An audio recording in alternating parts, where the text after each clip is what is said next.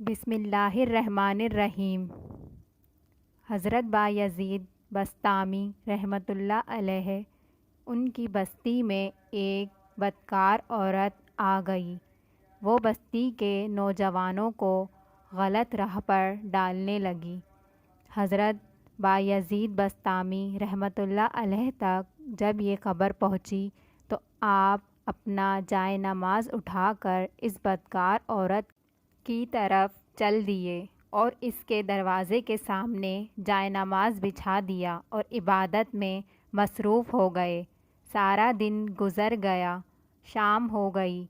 शहर के लोग बदकार औरत के दरवाज़े पर आते और वहाँ बायज़ीद बस्तामी रहमतुल्लाह अलैह को इबादत करता देखकर शर्म से वापस चले जाते।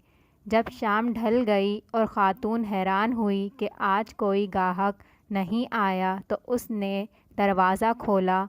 बाहर हज़रत बायज़ीद बस्तामी रहमतुल्लाह अलैह बैठे थे। ख़ातून ने गुस्से से कहा कि बाबा, मेरा धंधा ख़राब कर रहे हो, जाओ अपना काम करो। हज़रत बायज़ीद ने पूछा कि तेरा क्या धंधा है?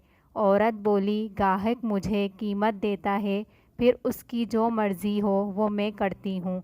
हज़रत बायज़ीद रहमतुल्लाह अलैह ने तस्दीक अंदाज़ में पूछा, क्या मैं भी तुम्हें कीमत दे दूँ तो जो मैं कहूँगा वो करोगी? औरत ने हाँ कर दी। हज़रत बायज़ीद ने कीमत पूछी, कीमत अदा की और मुसल्ला उठाकर ख़ातून के घर में चले गए। बोले, चलो अब गुस्ल करके पाक साफ़ कपड़े पहन कर आओ। औरत ने हुक्म की तामील की। बायज़ीद बस्तामी रहमतुल्लाह अलैह ने मुसल्ला बिछाया और फरमाया, अब अल्लाह के हुजूर इबादत के लिए खड़ी हो जाओ।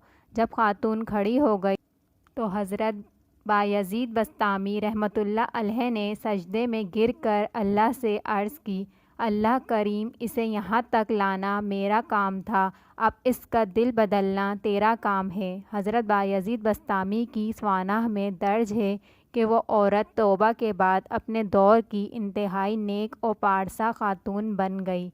इंसान अगर सच्चे दिल से इबादत करे तो अल्लाह ज़रूर कबूल फ़रमाता है और उसका दिल बदल कर उसे नेकी की हिदायत देता है। सुभान अल्लाह।